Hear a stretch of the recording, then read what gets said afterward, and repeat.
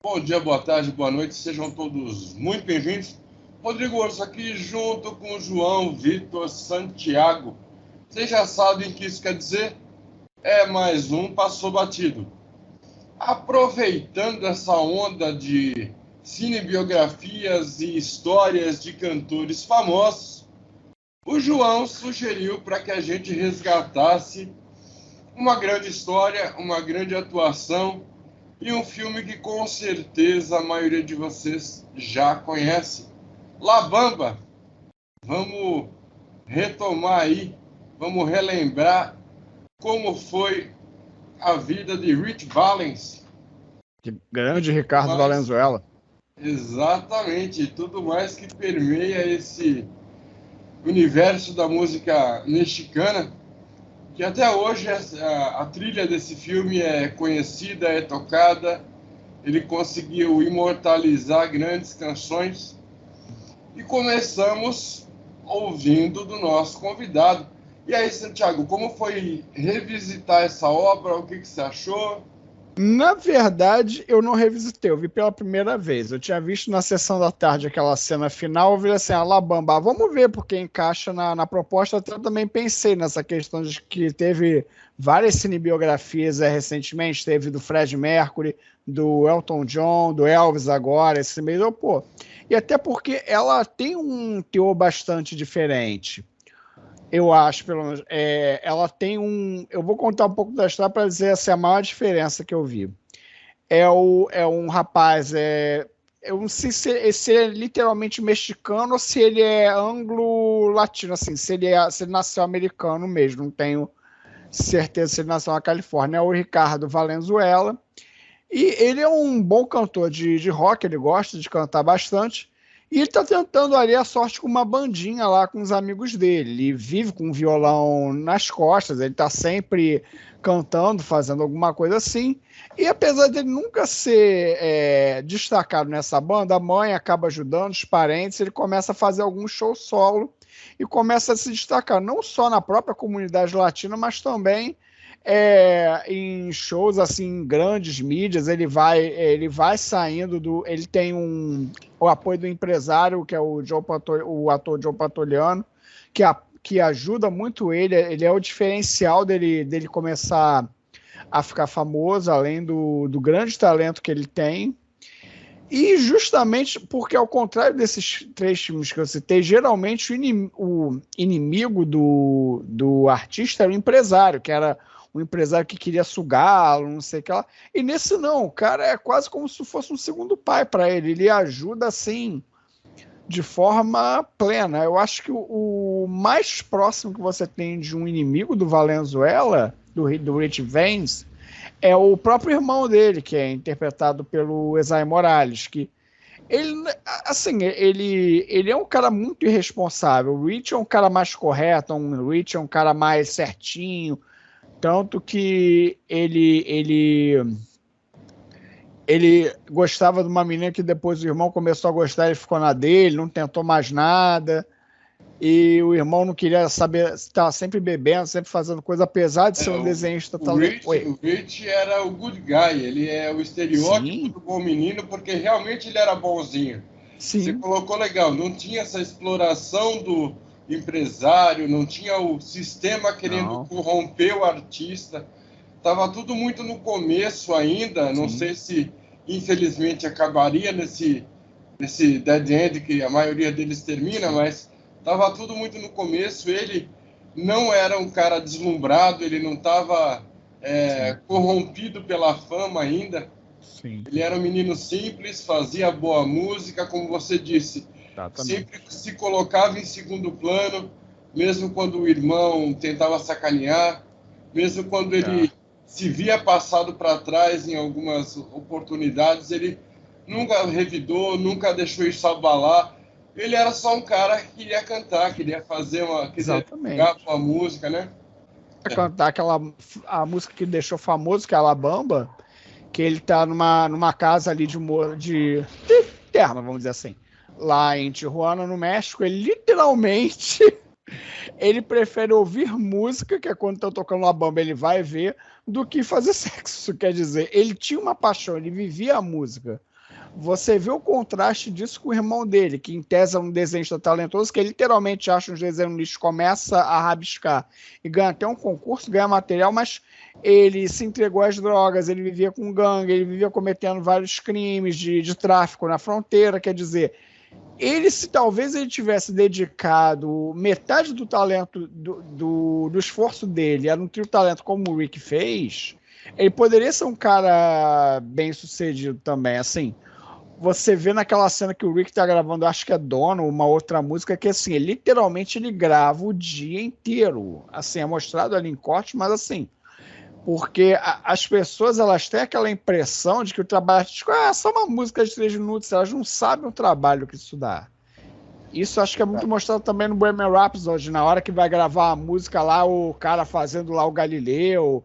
Quer dizer, tem todo um para você. Na verdade, toda expressão artística, para que você entretenha ou entregue alguma coisa, você tem vezes 8 ou vezes 10 de energia empregada e envolvida, sim, seja na música, seja no filme, seja no teatro, seja num vídeo no YouTube. Eu acho que a maioria das pessoas ainda não tem essa noção. Exato. Quanto você entrega para que você consiga um produto final legal. O que o consumidor tem acesso é a ponta do iceberg, que tá tudo ali bonitinho, tá ali para fora. O pessoal não tem ideia. Às vezes a gente vai, tem que assistir, discute filme, no caso, ou no caso ali deles ensaiam uma música até, tanto que até o empresário fala, é um hábito mais do cantor mexicano na época de não ter a letra ensaiada literalmente, não, tem que repetir literalmente a mesma letra até ficar direito. Quer dizer, é uma coisa desgastante. A gente só vê o produto final, a gente pensa, é só cantar ali. Não, dá um trabalho muito grande. A gente não tem ideia de como artista trabalha.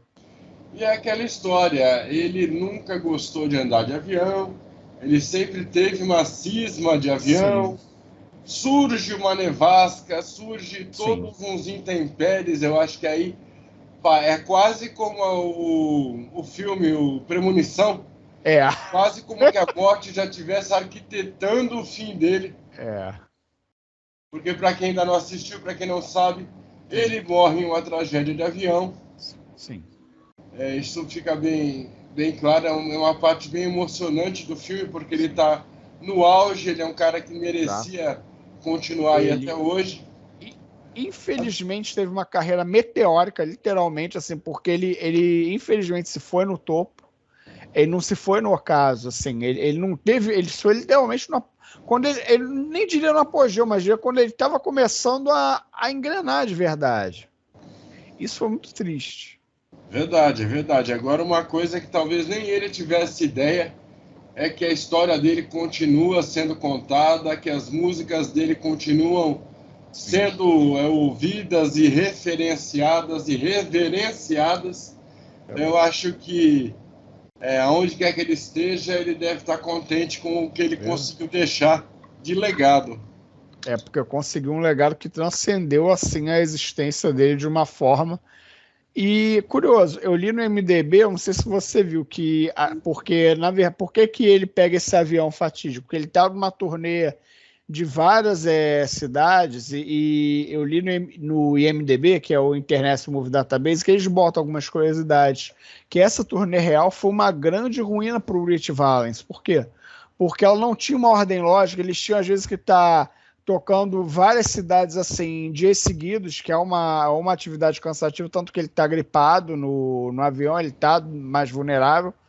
E parece que o piloto, inclusive, que eu acho que é até um dos colegas cantores, que eles partem de uma nevasca, aí eles perdem a altitude e acabam com o avião caindo. Eu acho que ele não tinha uma licença específica para pilotar nesse tipo de condição, ele devia ser só aquele piloto vai ali, bonitinho, acho, na neve, não tem problema. Não, infelizmente teve problema. É aquela história, ninguém vai de véspera além do peru.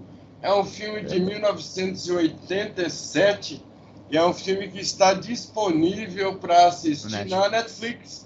Então, se você quer revisitar essa obra ou quer conhecer um pouco dessa história que o João resgatou, que nós trouxemos para vocês aqui, é só dar um pulo na Netflix. Curta, compartilha, se inscreva no canal. É muito importante a participação de vocês. Muito obrigado às pessoas que já participam, que já se inscreveram e que costumam comentar, participar aqui das nossas discussões. João, quer complementar mais alguma coisa?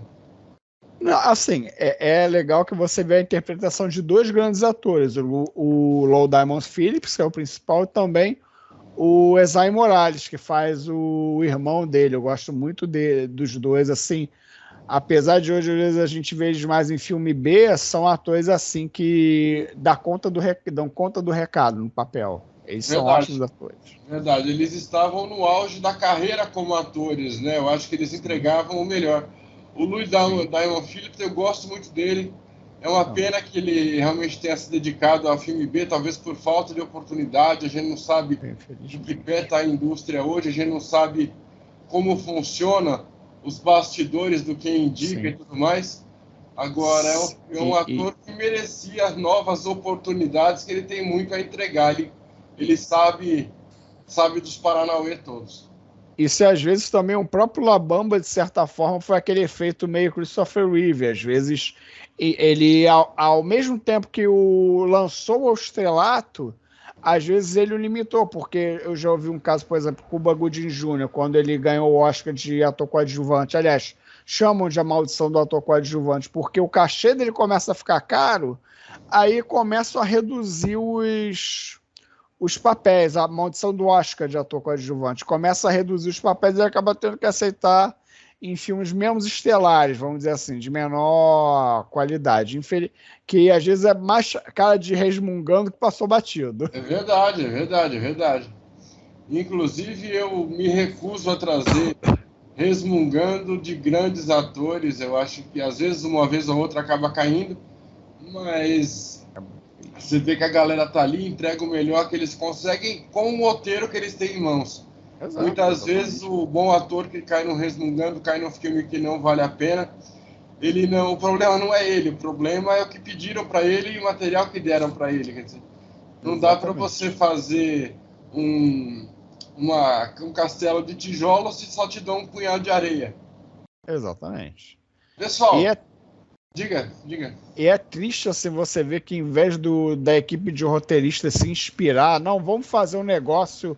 Pô, já que a gente tem esse ator XYZ em mãos, vamos aproveitar e vamos fazer um negócio legal, ao invés de só fazer um cash grab. Vamos fazer uma parada maneira mesmo que vai valer a pena. E perde a chance até do filme ser um sleeper hit, vamos dizer assim. Os Jogos Mortais, de certa forma, foi isso. Tinha o Danny Glover, que é uma grande referência, e, assim, pelo resto do filme acaba sendo maravilhoso. Só foi feito com $1 milhão, quer dizer. Verdade. Bem colocado, João. É nóis, valeu! Isso aí.